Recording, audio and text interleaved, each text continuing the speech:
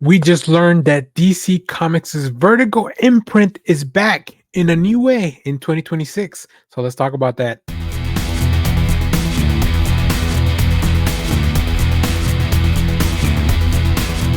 Hello, everyone. Dan here from the Next Issue Podcast. On today's video, we're going to be talking about some news coming out of New York Comic Con. Now, normally I don't get into the news and come back on Sunday because we'll be talking about more news. But today at New York Comic Con, there was a big announcement that unveiled the upcoming relaunch of Vertigo. There's a lot of really cool titles that they have announced, so we're gonna talk about that. So let's get into here. I'm looking at the article from Popverse, so big shout out to them. They put together a really cool, very much everything you need to know about this upcoming title launch. So um, DC's Vertigo is back in full effect in 2026, and they're going to launch 10 different series, including two returning favorites, as well as some new titles from a lot of really cool comic creators. So, they had announced the revival of the imprint last year at New York Comic Con 2024, and now the Thursday morning, they have announced that they'll be back. Here's what's coming. Uh, there's a lot of really cool stuff. James Tynion is gonna be back with his own series, and then of course a lot new series that they're gonna be launching. So let's talk about what's coming up from Vertigo, and then we can decide how this is gonna go. All right, first, this is not a returning series, but the Nice House by the Sea, which is the follow-up to James Tynion's The Nice House by the Lake, is returning to Vertigo, so being rebranded into the second cycle of the Vertigo. So it's really cool. February number 7 issue. That's going to be a lot of fun. This is, of course, by James Tynion and Alvaro Martinez Bueno and Jordi Belair. Next, we have the series here. I believe this is called Bleeding Hearts by Dennis Camp. Now, this is very cool. Dennis Camp, one of my favorite writers at the moment, doing a lot of really cool stuff. Uh, they'll be working with Stepan Morian and Matt Hollingsworth.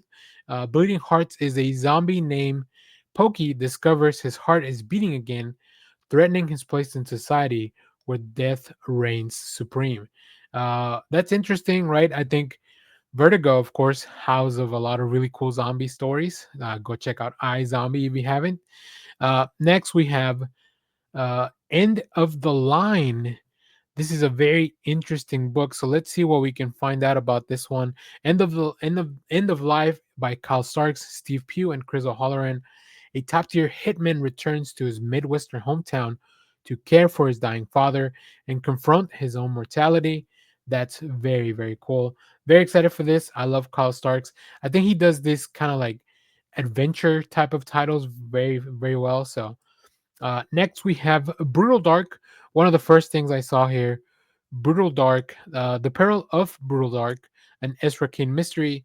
Chris Condon, Jacob Phillips, you may know them from That Texas Blood, a noir detective tale that collides with magic, fascism, a stolen artifact of an unimaginable power. So, I mean, what else could you really ask for? Fans of Brutal Dark, which I believe is an existing property, maybe not. Let me know in the comments because it sounds like something I might have read, but maybe it's just the way that it's being pitched. All right. Next, we have the return of 100 Bullet, the U.S. of Anger by Brian Zarello and Eduardo Rizzo, of course, as the loner returns to America and reignites chaos, taking the nation's darkest impulses to their violent extremes. I think if there's a series that was kind of ready for a comeback and maybe have something to say, it might be 100 Bullets. So we'll see how that goes. Very cool cover by Dave Johnson too. Interesting stuff. I would love to see what Rizzo has working on that though. All right, next we have Black Tower, The Raven Conspiracy. This is by Ram V and Mike Perkins. In this story, wizard spies in the UK navigate a global Cold War over sorcery, revealing a hidden world of occult power. Uh, as soon as I read Ram V, I was already sold. But this is a really cool premise as well. So, all right, next we have Necretaceous. Sorry about that. That one's hard to read. This is by Tom Taylor and Derek Robinson. Scientists attempt to time travel to stop a zombie virus only to land 66 million years in the past amongst the dinosaurs. Tom Taylor, Derek Robinson. I mean, I don't know what else to sell you. Uh, I don't know if they'll ever get the zombies, but they had me with the part of like, oh yeah, dinosaurs. But I mean, zombie dinosaurs. That sounds even cooler. And based on this cover with this T Rex, that's definitely what we're gonna get. Uh, Next we have Fanatic by Grace Ellis and Hannah Templer. A woman's obsession with a comic book, relatable, spirals into a deadly parasocial fixation on its creator. Not as relatable. Only the first part. I obsess with comics. I don't take my parasocial relationships too far. Hopefully, I don't know. Let me know in the comments. Um, yeah, this looks fun. Next, we have The Crying Doll by Mariko Tamaki and Rosemary Valero O'Connell, a Jekyll and Hyde thriller about just how far a young woman would go to protect her best friend, who may or may not be a killer. I mean, Mariko Tamaki delivers.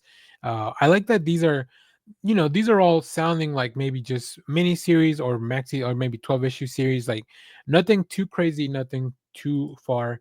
And then I believe this is the last one, A Walking Shadow by Cy Spurrier and Aaron Campbell. Eight strangers wake up chained to a boat in the woods. No memory, no escape, no explanation.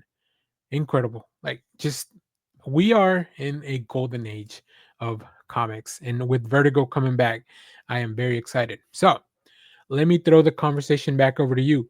Out of all the things that we talked about or that were announced, which title sounds the best? Of course, I think The Nice House by the Sea is already an ongoing title. And of course, The Return of 100 Bullets.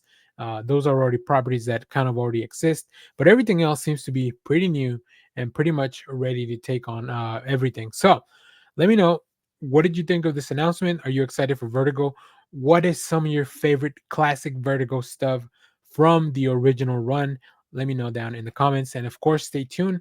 We'll be talking more about New York Comic Con.